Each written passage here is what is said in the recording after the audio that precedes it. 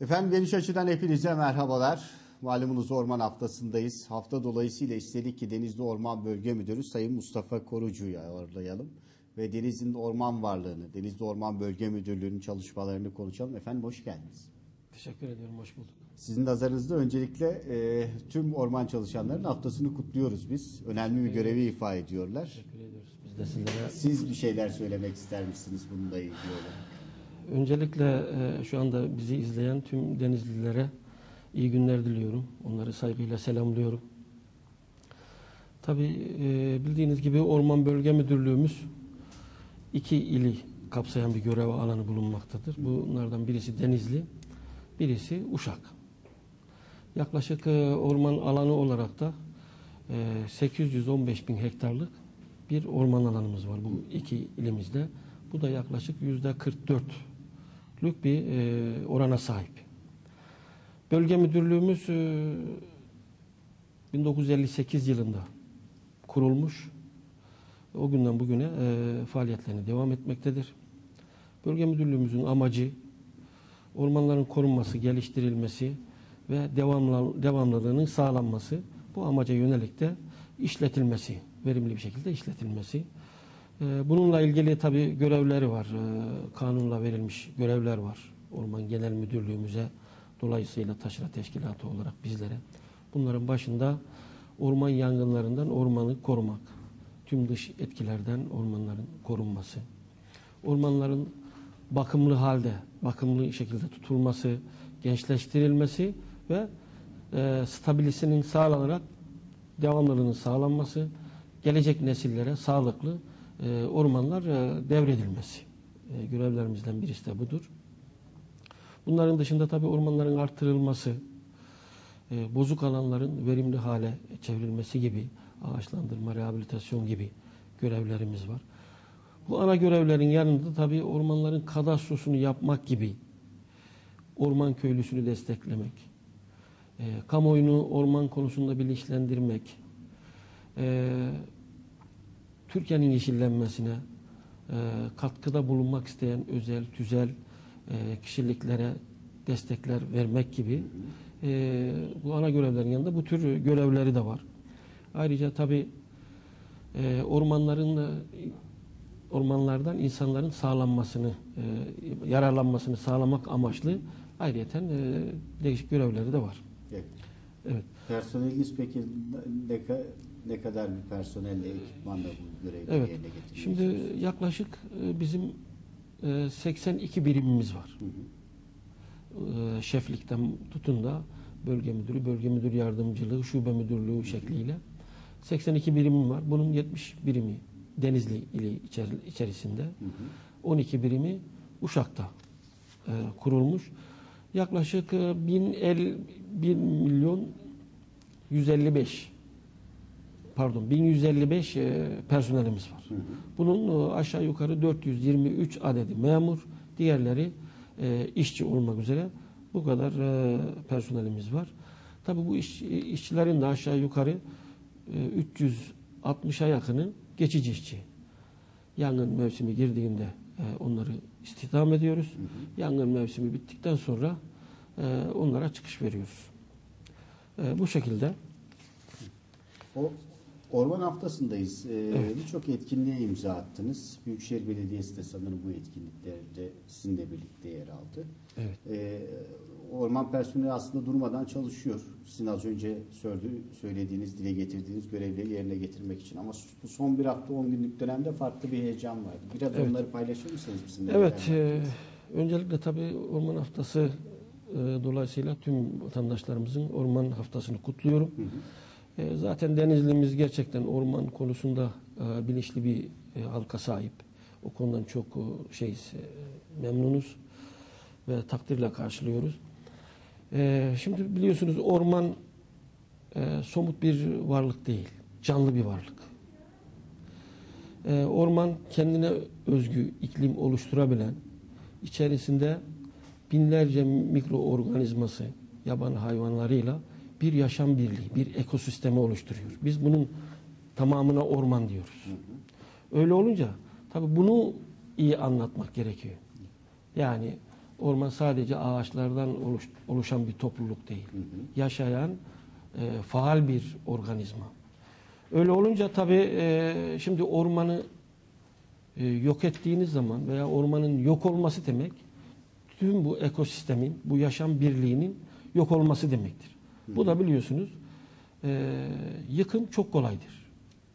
Ama özellikle bu ekosistemin oluşturulması, yeniden eski haline kavuşturulması çok zor. Bugün dünyada da çeşitli kaynaklara göre yıllık 13 milyon hektarlık orman yok ediliyor. Yani belki bizim ülkemize için söz konusu değil bu ama dünyada böyle. Zaten dünyanın biliyorsunuz %30'u ormanlarla kaplı. Dünya karalarının %30'u. Şimdi tabii bu yok oluş karşısında Avrupa Tarım Örgütü ormanların önemine dikkat çekmek amacıyla 21 Mart tarihini bizim içinde bulunduğumuz Güney Yarımküre'de Kuzey Yarımküre'de ilkbaharın, Güney Yarımküre'de de sonbaharın başlangıcı olarak kabul etmiş. Dünya Tarım Örgütü FAO'da bugünü Ormancılık Günü ilan etmiş. 21 Mart'ı Ormancılık Günü ilan etmiş. 1971 yılından bu yana dünyada, 75 yılından bu yana da ülkemizde 21 Mart Dünya Ormancılık Günü olarak kutlanıyor. Ve bu günü takip eden hafta da Orman Haftası olarak kutlanıyor. Bu tamamen orman konusunda vatandaşın bilinçlendirilmesi, ormanların azalmasına dikkat çekilmesi, ormanın yararlarına anlatılmasına yönelik faaliyetler bu hafta içerisinde yapılıyor. Evet. Şimdi bu hafta sadece Çamlık vesileyle 1000 tane fidan diktik dedi Büyükşehir Belediye Başkanı Sayın Osman Soran. Onun haricinde siz ilçelerde de ormanlar, fidanlıklar oluşturdunuz. Şimdi tabii Bu bizim etkinliklerden bahseder misiniz? Bizim şöyle tabii Orman Haftası etkinliklerimiz var. Sadece bu haftaya özgü. Evet. 21 Mart günü Atatürk Anıtı'na çelenk koymasıyla başladık. Forum Çamlık AVM'de stand açtık. Çocuklara yönelik ufak tefek promosyonlarımız oldu. Bunun yanında 23 Mart Pazartesi günü de Forum Çamlık mesire yerinde 1000 adet fidan diktik. Yine 27 Mart Cuma günü ise tüm camilerde orman ve su konulu hutbe okunacak ve akabinde de Çınar Camisi önünde ücretsiz fidan dağıtmayı planladık. Bu etkinlikleri sadece bu hafta için planladık. Ama tabii yıllık bizim programlarımız var. O programlar bir süreç içerisinde devam ediyor. Bu ağaçlandırma programı olsun, bakım programları olsun, dikilen fidanların bakımı olsun. Bunlar yıl içerisinde peyderpey mevsimler itibariyle devam ediyor. Bu onlardan ayrı. Tabii bu sene neden biz Çamlık mesire yerini dikim alanı olarak belirledik. Orada Büyükşehir Belediyesi ile birlikte bu organizasyonu yaptık. Bildiğiniz gibi bu yıl yoğun bir kış geçirdi Denizli. Öyle ki yani 10 yılda bir tekerrür eden kış oldu ve ağır bir kar yükü meydana geldi. Tabii bu da hem insanlar için hem de özellikle bizim orman ağaçları için, bu civardaki orman ağaçları için konuşuyorum. Tabii alışıldık bir şey değildi. Bu yüzden bizim Çamlık mesire yerinde 729 tane adet ağaç kökünden söküldü veya belinden kırıldı. Yani hayatını devam ettiremeyecek şekilde zarar gördü. Tabii öncelikle bunların yerine yenilerinin dikilmesini planladık. İkinci bir husus da tabii Çamlık mesire yeri Denizli için çok önemli.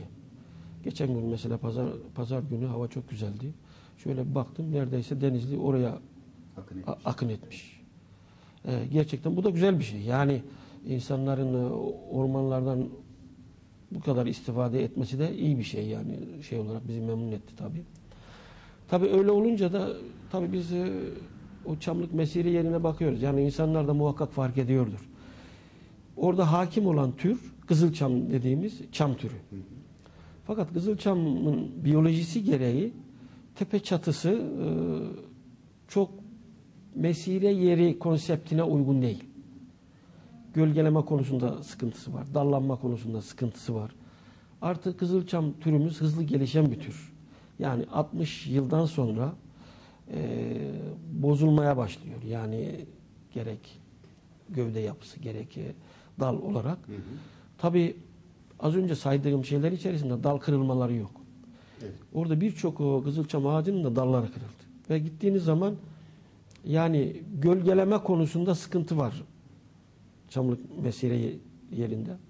Öyle olunca ilk etapta tabii o kırık devriklerin yerlerine yenisini dikip bir adet bir fidan dikmeyi planladık. Bu gelişen dönem içerisinde artık Büyükşehir Belediye'mizle oturacağız. Orayla ilgili neler yapabiliriz? Tabii oranın gölge yoğunluğunu artırma amaçlı hangi türleri ağırlık verip dikebiliriz? Onları bir planlayacağız.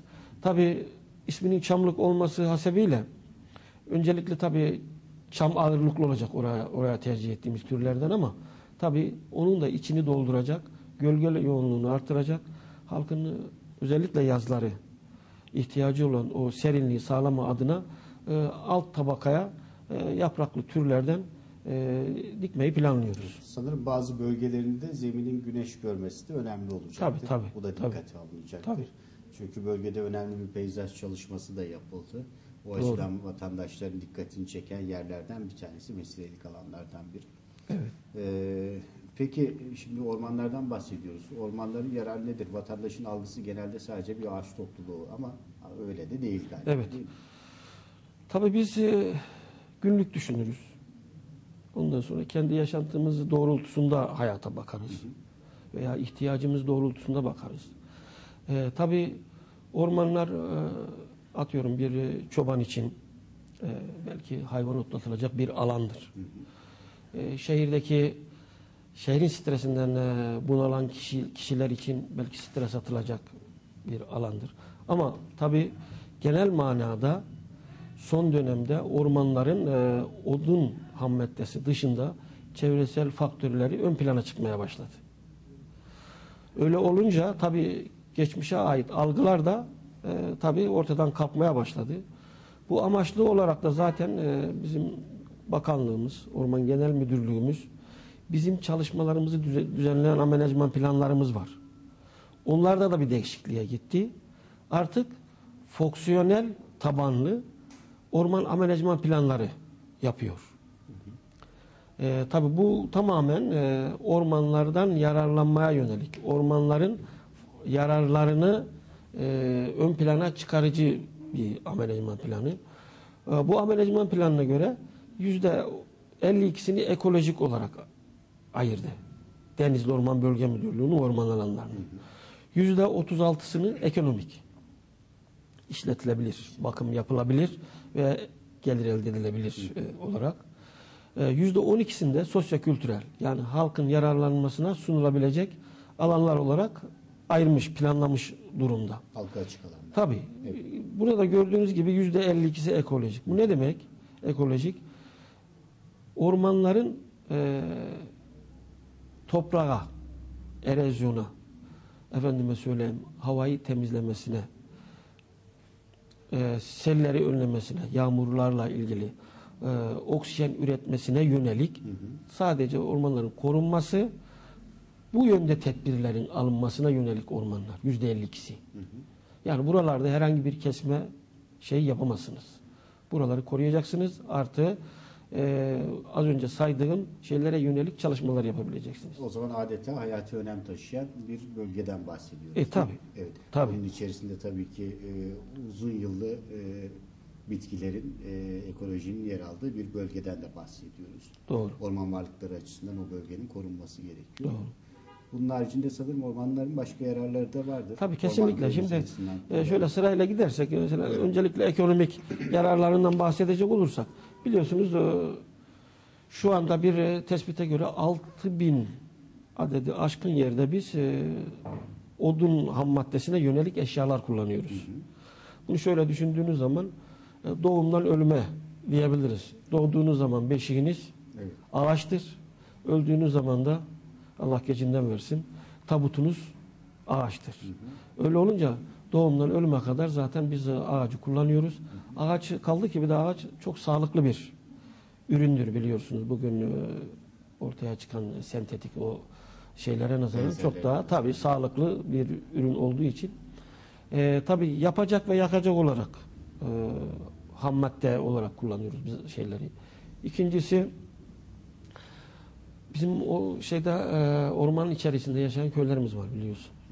Bu köylülerimizin burası hem yaşam alanı hem geçim alanı hem iş alanları. Aynı zamanda bu iş alanları olarak ormanlardan yararlanıyoruz. Artı üçüncü olarak ekonomik bir şeyde odun dışında ormanlardan odun dışı ürünler dediğimiz birçok ürünümüz var. Onlardan faydalanıyoruz. Mesela Denizli için konuşacak olursa mesela bir çıntar dediğimiz mantar orman alanlarında şey yapıyor. Halkımız da oldukça topluyor zaten yararlanıyor. Artı Babadağ bölgesinde kekik gibi bir ürünümüz var. Bu da yıllık 100 tona yakın oradan toplanıp piyasaya arz ediliyor. Yani ekonomik durumu böyle. Bir de tabii bunun yanında az önce ekolojik demiştik. Gelir getirmesine, ekonomik faydaların yanında ekolojik faydaları da var. Bunlara bakacak olursak bir kere bunlar tabii daha önemli bana göre.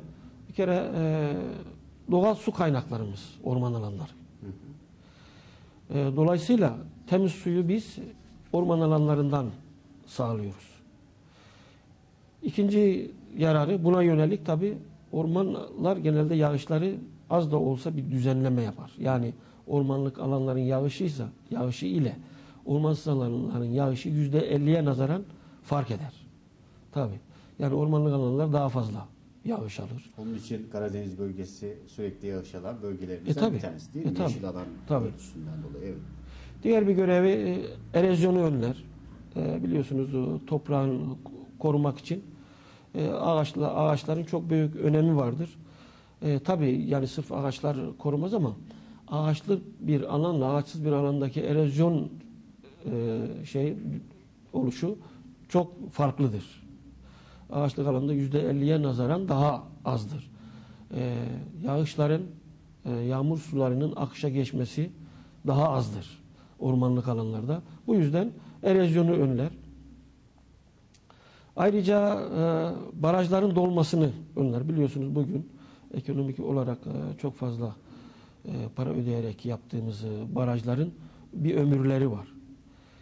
Bu yağışlarla, akarsularla gelen rusubatlar onları belirli bir süre sonra dolduruyor. Bunların ömrünü uzatır. Böyle bir faydası var. Az önce söyledik, ormanlar biliyorsunuz yaban hayatının, birçok mikroorganizmanın yaşam alanı. Bunlara ev sahipliği yapar. Bunun yanında küresel ısınma diye günümüz problemlerinden en büyük problemimiz var. Küresel ısınmanın önünde en büyük engel orman alanlarıdır. Küresel ısınmayı azaltır.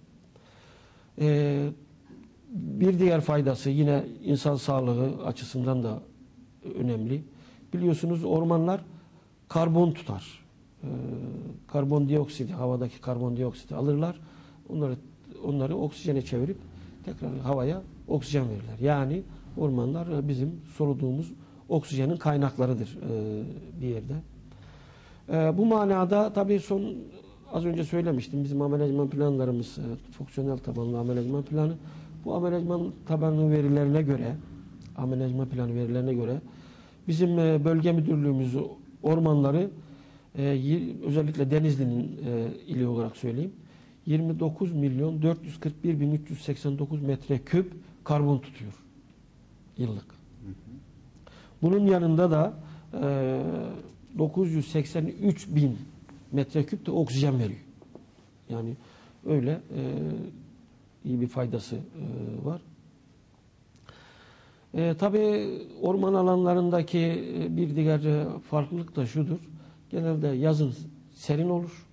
Kışında 1-2 derece diğer alanlardan daha sıcak olur havalar. Bu yönüyle de faydası vardır. Evet, Bir diğer yarar, sosyo-kültürel yararlarından bahsedelim. Bunlar da eğlenme, dinlenme, boş zamanı geçirme, ondan sonra stres atma gibi bugün çağımız hastalıklarının dolayı halkın tercih edilen yerleri olmuştur ormanlar. Sakin ortamlar yaratır. İnsanların gidip oraya bir kafa dinlemesini sağlar. Böyle güzel faydalar var. Çamlık Mesireli'nde sağlıklı yaşam yürüyüşü yapılıyor her hafta. Bazılarına siz de katıldınız. Biz de de bayağı güzel galiba. Biz de katıldık. İşte o konuda da yani gerçekten halkımız bilinçli. Yani sabah namazı neredeyse tam ağrırken başlıyor. Akşama kadar orada yürüyenler, gezenler, şey yapanları görüyoruz. Bu da iyi bir şey tabii. Evet. Bu da sağlıklı bir toplumun gereği. Evet. Tabii bir taraftan o bölgeyi kullanırken bir taraftan da koruyor vatandaş. En güzel tarafı da bu galiba değil mi? Dikkatli davranması. Tabii. Şimdi ormanlarımız Denizli Orman Sahası veya Denizli Orman Bölge Müdürlüğü sahasına baktığınızda endemik aromatik bitkiler türü açısından da orman varlıkları açısından da zengin bir bölge diyebilir miyiz? Evet, diyebiliriz. Tabii şöyle biz aromatik şey açısından tabii şu ana kadar pek yapılmamış ama artık genel müdürlüğümüz onların şeyini yapıyor, envanterini çıkarıyor. Yani hangi bölgede hangi aromatik bitkilerden, hangi odun dışı ürünlerden ne kadar var, onu belirleme çalışmaları yapıyor. Az önce dediğim gibi burada başta trüf mantarı diye bir mantar tespiti yapıldı. Bununla ilgili çalışmalar yapıldı. Ama tabii bu trüf mantarı bir çıntar kadar halkımız tarafından bilinmiyor. Pek de kullanılmıyor. Zaten Fransa'da sofraların baş tacıymış ama bildiğim kadarıyla. şimdi tabii Avrupa'da, yurt dışında 200-300 dolar olduğu söyleniyor kilosu. Ama tabii bu bilinmediği için tabii bizim buna yönelik çalışmalarımız var. Bu yılda bir 100 kişiyi Denizli'de bu mantarın toplanmasıyla ilgili eğiteceğiz. Tabii bu mantarın özelliği şu, toprak altında oluyor. Yani gözle görülmesi mümkün değil. Rentable toplayabilmek için de yani bazı ek araçlara gerek var. Atıyorum toplayan birkaç kişi var bilen bunu. Onlar da genelde eğitilmiş köpeklerden yararlanarak bunu topluyorlar. Bu yılda biz 100 kişi bu konuyla ilgili eğitim vereceğiz. Korumaya aldığımız alanlar var. Oralarda bu mantarı bir toplatacağız bakalım ne kadar çıkacak. Talep ne kadar olacak bir onu görmek istiyoruz. Evet. Peki orman varlığı açısından Denizli zengin bir bölge mi? Veya sizin sorumlu olduğunuz bir bölge? Şimdi Denizli orman varlığı açısından çok zengin bana göre. Neden? Şöyle düşündüğümüz zaman az önce söyledim. Dünyanın orman varlığı, dünya karalarının orman varlığı %30'larda. Türkiye'ninki %27 civarında biliyorsunuz. Avrupa'nınki %39. Yani Avrupa bölgesinin. Denizli ilinin %48. Yani %50'ye yakın. Bunu Işık'a da dahil ederseniz %44 civarında bir orman alanına sahibiz. Bu gördüğünüz gibi bütün oranların üzerinde. Bu itibarla çok önemli bir bölge orman açısından. Bu ormanda bulunan türler açısından da önemli. Yani bizim bu bölgenin en fazla türü kızılçam dediğimiz yangına hassas, hızlı gelişen. Tabii biyolojik kere yangına hassas ama yandığı zaman da tohumu yanmayan bir ağaç türümüz kızılçam. Yani biyolojisinde yangın var yani. Evet. Yani çok büyük yangınlar değil ama doğal çıkan yangınlara karşı biyolojisinde var. Evet. Çünkü bu bölge sıcak bir bölge. Evet. Yangına hassas bir bölge olabilecek bir durumda. Şimdi kızılçam ormanları yandığı zaman yani çok büyük alanlar yanmadığı sürece çok fazla endişe yok. Neden? 1-2 yıl sonra zaten orada kendi tohumundan, çünkü tohumları yanmıyor. Diğer ağaçların yanar. Yani yandığı zaman onu tekrar bir şekilde ağaçlandırmanız gerekir. Kızılçam alanlarının avantajı bu. Evet. Tohumu yanmıyor. 1-2 yıl sonra gerek tedbirle alınır, kendiliğinden orası yeşillenir. Ancak çabuk alev alabilen, yanabilen bir tür olduğu için tabii. vatandaşlarımız o anlamda özen gösteriyor. Yani kesinlikle. Evet. Yani aşırı yangınlar iyi değil. Evet. Yani ama az önce dediğim gibi Kızılçamı biyolojisinde yangın var. Yıldırımdan çıkabilir. Evet. Şimdi geçen yıllarki yangınlara baktığımız zaman, son 10 yılın ortalamasına baktığımız zaman %99'u ihmal ve dikkatsizlik, insan eliyle çıkan yangınların.